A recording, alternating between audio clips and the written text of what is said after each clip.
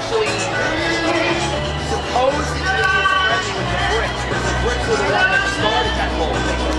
He does the same thing, but tighter and sicker.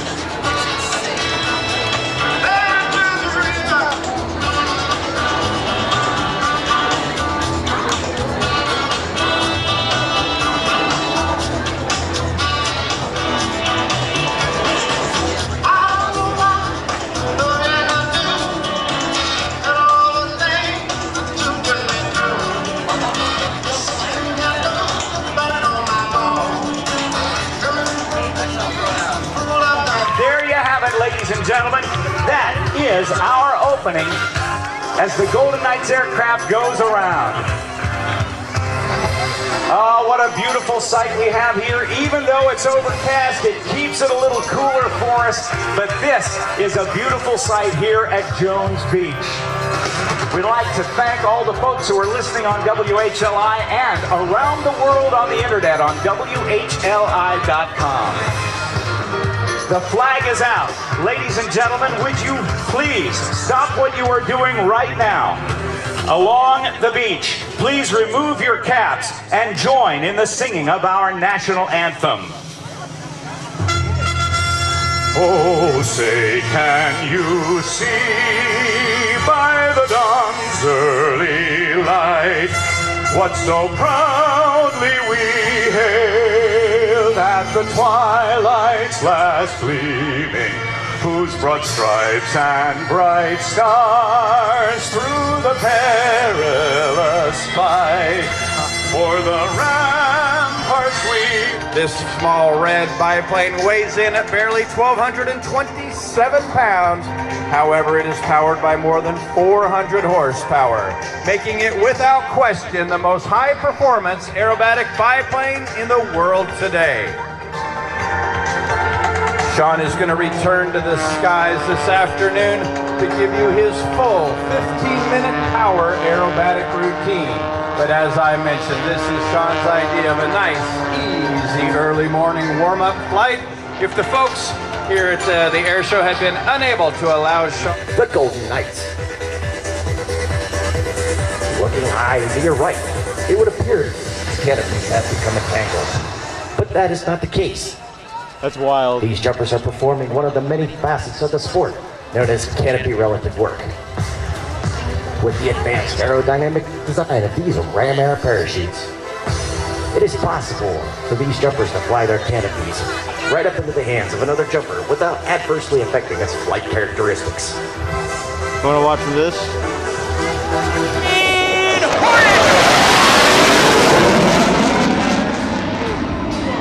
Wow!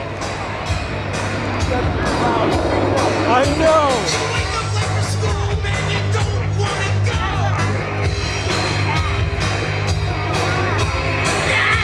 Unnecessarily. I know.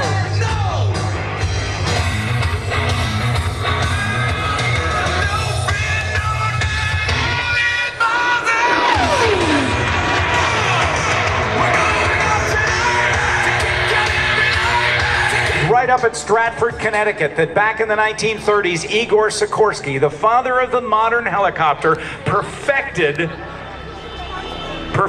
helicopter flight. As a matter of fact, some of the test flying took place here on Long Island. Now let's watch as Chuck Aaron takes his stick and his collective and his feet and tumbles the aircraft, rolling it upside down and a spin on the way down. It's just not supposed to happen that way. Chuck's dad was in the Air Force. He grew up at Langley Air Force Base in the early 1950s. The folks at Lockheed have continued to produce this airframe, and over 2,000 have now been built and continue to come off the production line at Martin Marietta's plant in Atlanta, Georgia. And the PJs will be jumping out today. Senior Master Sergeant Jeff Baker. The Boeing B-17 Flying Fortress. Following on now, the C-47. I believe this is flown today by Jim Vosell in formation. is Dan Damio in the P-40 Warhawk to the outside, and inside from Warbirds over Long Island, Chris Baranaskas. Also flying through here is the F-4, but during World War II, the C-47 was unarmed. It was a troop carrier. It towed glider of the battle area back to hospitals where they could be safe. So effective was the C-47. Maneuver, he will demonstrate the A-10's rapid roll capability by rolling the 35,000-pound aircraft at almost 200 degrees per second.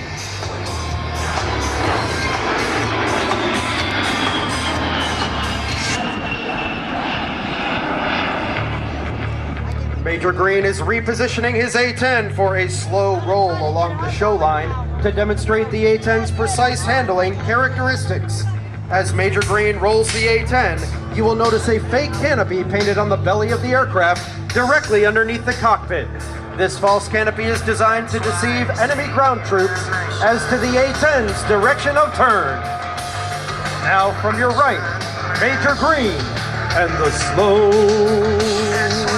roll.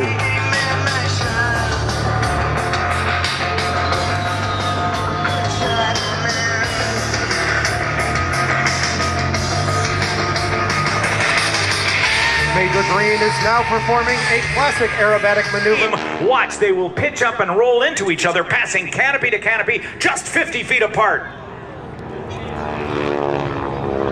Now, as the solo's clear, I want you to watch for the rest of the formation to the front and to the left of show center.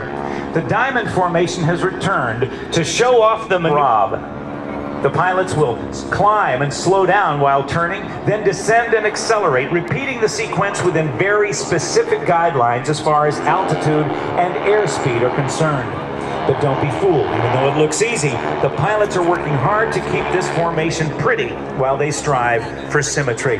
They're working all of the controls, both hands and feet, and the throttle constantly to adjust this to always changing.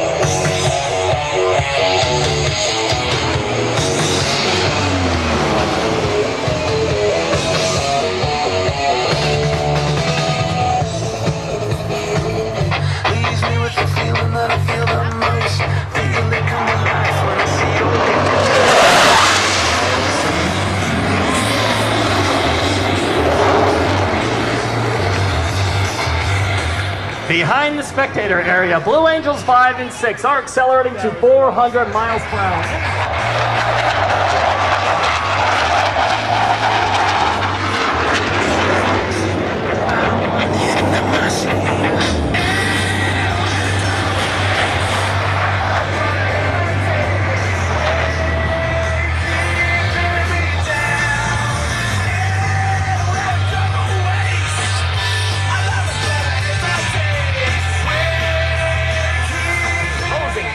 The sensation of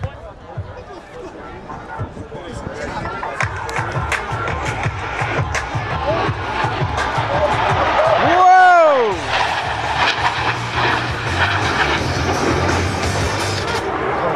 the opposing inverter to inverted rolls.